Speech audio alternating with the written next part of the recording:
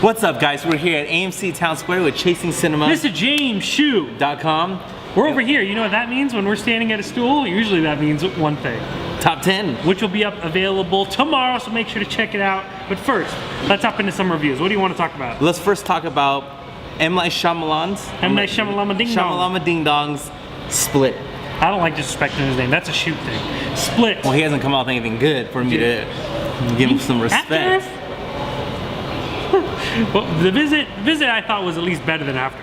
Sure. So it definitely was like a book bump, you know, but this is a movie that I have a lot of hope for, but at the same time, every time I'm like, oh, yes, this is gonna be it, I'm always like, wait a minute, I felt the same way about the Visit trailer, and I was like incredibly disappointed. So, but I'm hoping this is gonna be good. James McAvoy is really good.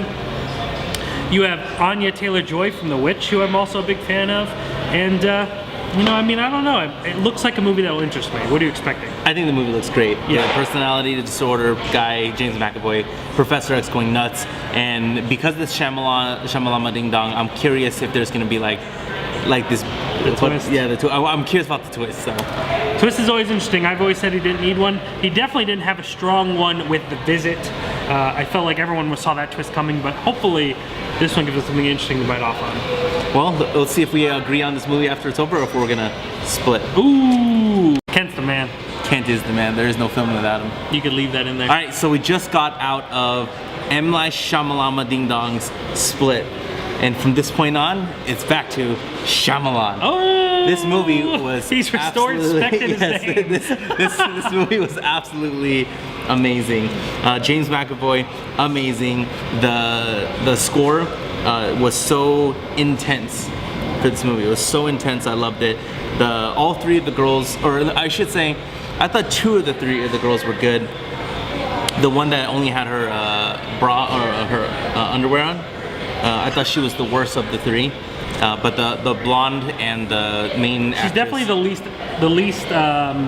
She's the one that does the least in the movie. Yeah, and even on the emotion side, like there was a scene where, or the first scene, I don't think this is spoiler because it's in the trailer. The first scene where he's dressing as the woman, the blonde Patricia. girl's face was like her face to me screamed, It was more believable. what the hell is going on? And then the other girl, the one that had to pee herself. Yes. Well, I was just watching her the whole time, and I was just like, that doesn't look like someone who is one, kidnapped, two, in a basement, and three, is seeing a guy dressed up as a goddamn woman. Okay.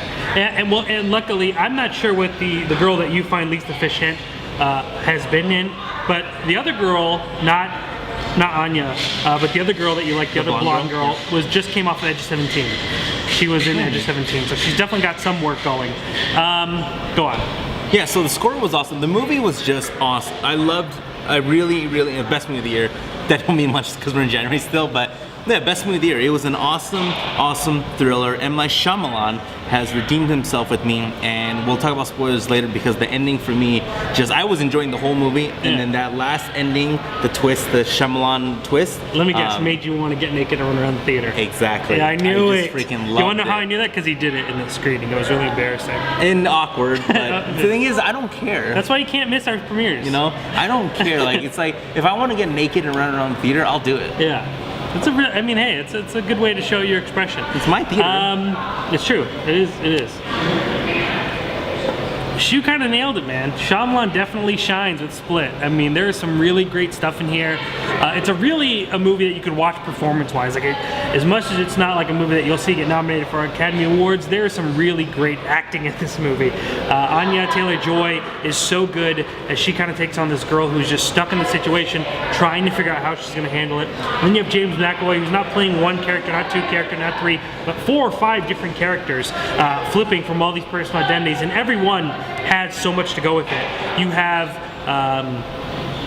the way that they talk, the mannerisms, the way that they walk, the way that they dress, the way that they hold themselves, the confidence. You could see all of that in every single way, every single time they communicate. Yep. You know, there is a big clothing factor. They depend on clothes to help you tell the difference, but you don't even need them. If they were in mutual clothing, I'm pretty sure you could tell the difference of who's who. Oh, absolutely. That's how good he is. Absolutely.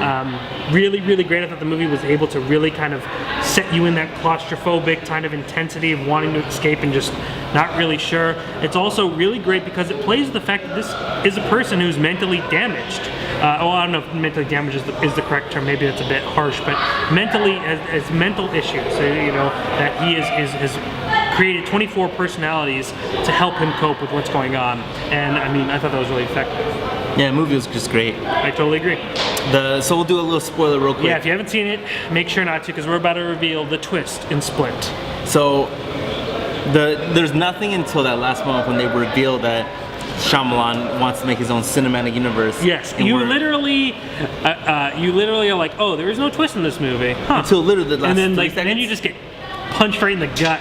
Yeah, hit him with it. And we're in the cinematic universe of the Unbreakable world. And when you see Bruce Willis, as long as you've seen Unbreakable, you already know. Yes. You should already, like right when he appeared, I was like, oh my god, Yep. what the freak. And then I assume now we're gonna get an Unbreakable 2 or whatever they're gonna call it, where it's James McAvoy versus Bruce Willis. Bruce Willis. From Unbreakable. Yeah.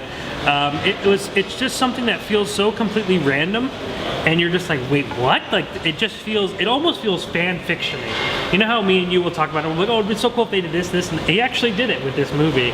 And obviously, knowing that a lot of people wanted an Unbreakable 2, he's been talking about it all year in 2016. It was a really cool way for him to be like, it's coming, here's a teaser for it. And I think it does kind of affect the whole Split a little bit, with just the way that we're no longer just looking at strictly mental issues, but now we're in this world where supernatural does exist, but it still doesn't like really affect my overall mood. I mean, like, it's a crazy little ending, and it's probably one of the most random twists. You'll never guess it, which is really cool. I was able to say that on the radio today. I was on Cheppy Can and told everyone, you'll never guess this twist, ever. There's no way in a million years. Yeah, there's nothing even leading to it. Nope. And they covered because it was this its so own well. film. Yeah. That's why, though. It was its The own only film. downfall of that, in my opinion, and I'm sure you'll agree, is just the people who've never seen Unbreakable. They're going to be completely lost. Yeah. Or they'll just think, oh, Bruce Willis is going to be in the sequel. Yeah. Like, that's all they'll think. But it is like... It's kind of like, because Star Wars, when you find out Darth Vader, I already knew. Oh, I've actually never seen 4, 5, 6, but like, Yeah. I already know that. And that's another problem where people who say, well, how do you watch Star Wars? And a lot of people say, well, you should watch 1, 2, 3, Rogue One, 4, 5, 6. And then now a lot of people say, you can't, if you actually have the chance for someone to enjoy these films, they still need to do 4, 5, 6, 1, 2, 3, 1, 7. Yeah. Even though it's out of order, just because you lose that whole meaning of I am your father. 1, 2, 3, yeah. Because you already know. Yeah, exactly. And the thing about that too is because those kickbacks are in 1, 2, and 3. They pay off more rather than them setting it up and them being brought up later, where they're not brought in like that way of kind of making them feel that way. But overall, we both love Split. Yeah, Split's absolutely, watch it.